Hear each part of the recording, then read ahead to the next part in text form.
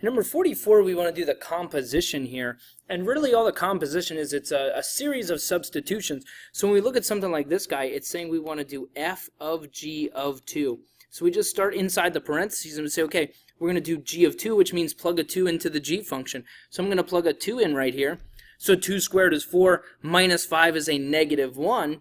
So when I plug that in, it gives me a negative 1. So now what I'm left with is f of negative 1. That's telling me to take whatever's in here, the negative 1, and plug it in to the f function. So I plug that negative 1 in, I get negative 1 plus 2, which is a positive 1, and that's it, all right? Next one's the same kind of thing. I'm going to rewrite this, and there's two ways to express function notation for this. This way makes a little bit more sense, saying g of f of negative 4. So now I can clearly see inside I'm plugging that negative 4 into the f function, which gives me a negative 2.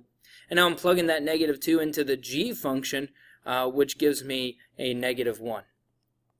All right? So again, I'm just doing one step at a time. I plug that in, gives me a negative 2, and then I plug that into g. Negative 2 squared is a 4 minus 5 is a negative 1. The next one, it says f of 3. So essentially, I'm doing substitution twice again. So it's telling me to plug a 3 into the f function. So I'm going to plug this 3 into the f function. That gives me a 5. And I'm going to plug that 5 into the f function again, which gives me a 7. And that's it. All right? For these, it asks me to find the inverse. That's what this symbol right here means. So keep in mind, f to the negative 1 of x, it's saying the inverse of f of x. It's not saying raise everything to negative first power and start flipping things. It's just saying find the inverse of these. Okay, so when I find the inverse of this thing, all I do is I switch the x and the y values for the f function. So the f function used to have a negative 4, 1, so I'm going to do a 1, negative 4. I switch the x and the y. The next ordered pair, I switch the x and the y, it becomes 2, 0. The next ordered pair, I switch the x and the y, it becomes 5, negative 1.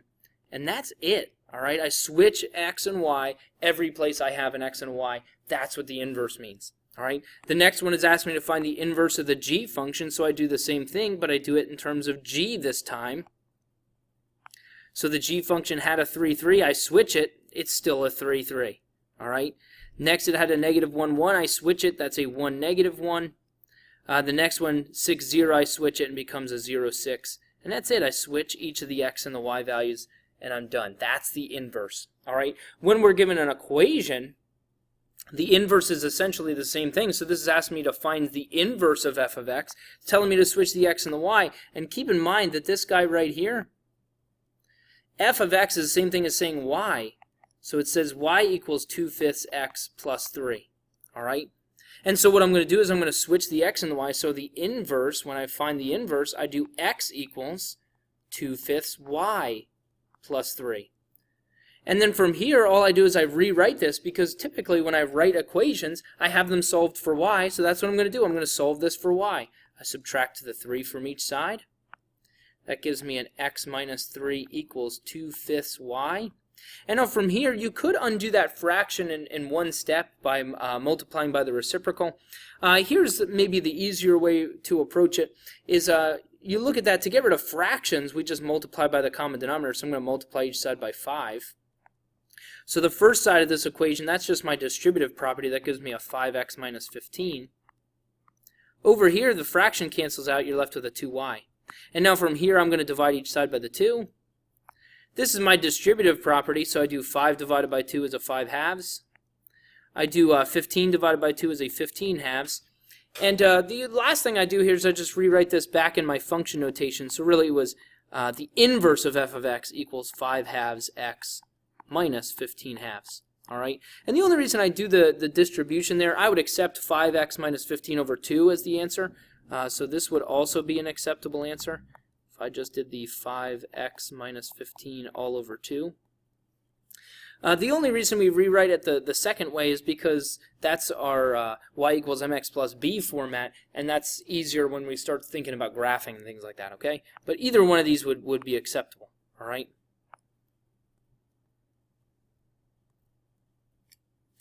The last one here it says, are these inverse functions of one another? And there's really two ways you could do this. You could find the inverse of each, so I could find the inverse of this guy and see if it matches this thing. And then I could find the inverse of this guy and see if it matches this thing, all right? That would be one approach that we can go with. The other approach, and the more official approach, I guess, is using the composition test. We're going to do f of g of x, and then we're going to do g of f of x. All right, and when I do each of these, if the inverse gives me just an x each time, if the composition gives me just an x each time, then these are inverses of one another. All right, so I'm working my way down to see if these are going to be inverses by doing the composition. So I'm going to do f of g of x, which means I take the f of x function and I plug the g of x into it. So f of x was the square root of x minus 5. But instead of x, I'm plugging in the g of x function. So I'm plugging this whole thing in where x used to be. All right? So when I plug that in, that's going to be an x squared plus 10x plus 25. Well, now from here, boy, I really crammed that in there. Let me spread this out just a little bit. From here, I want to be able to simplify this thing, and that's pretty tough because, alrighty, let me try that one more time. That's tough just because I have something that I can't readily take the square root of. The thing we have to do is recognize that x squared plus 10x plus 25 is a perfect square trinomial, so that's x plus 5 times x plus 5, so that's x plus 5 squared. And now from here, I can take the square root of this thing, all right? So I take the square root of this thing, it gives me an x plus 5, and then I have the minus 5. And then when I combine like terms here, it gives me just an x, and that's kind of what I was hoping for, all right? So it looks like these are going to be inverses of one another. When I do the second piece of this thing, I do g of f of x, and now I'm just going the other route. So I'm going to do this the other way. So I start with my g function, which was x squared plus 10 times x plus 25. And I go ahead and I plug the f of x function in here. So I plug in the square root of x minus 5. And now I just have to multiply this out. The square root of x minus 5 squared is like the square root of x minus 5 times the square root of x minus 5, which is going to give me the square root of x squared minus 5 square root of x minus 5 square root of x plus 25. Here when I distribute that 10, let me scoot this guy over just a bit. Here when I distribute the 10, it's going to give me a plus 10 square root of x minus 50 plus 25. And now from here, I just want to start simplifying this stuff. And so what happens here when I simplify, this gets a little bit kind of muddled as I start to approach this thing. But what really happens here, the square root of x squared is actually the absolute value of x. Here that gives me a minus 10 square root of x, which is going to cancel with the plus 10 square root of x. The 25 and 25 add up and cancel with the minus 50. So what I'm left with here is the absolute value of x, all right?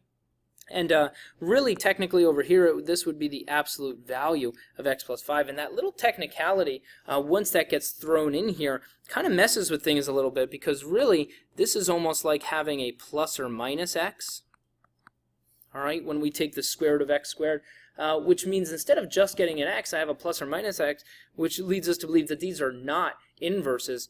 And the reason for that is if we think about this guy, think about what's going to happen when you actually find the inverse of this thing if you have x plus 5 squared. From here, if I were to switch the x and the y, that's going to give me x equals y plus 5 squared. What happens here is when you go to solve this thing, you take the square root of each side. So what happens when you do that, you end up with plus or minus the square root of x minus 5. Okay? And so that little technicality in having that absolute value of x kind of helps us avoid this little pitfall of missing that plus or minus. See, these are not quite inverses because when you think about it, this guy is a full parabola, and this one's only half of a sideways parabola. If there was a plus or minus out here, then these would be inverses. So that absolute value of x is really important because it's like we get a plus and a minus x, which means our composition test didn't work. So no, these are not quite inverses of one another. Okay?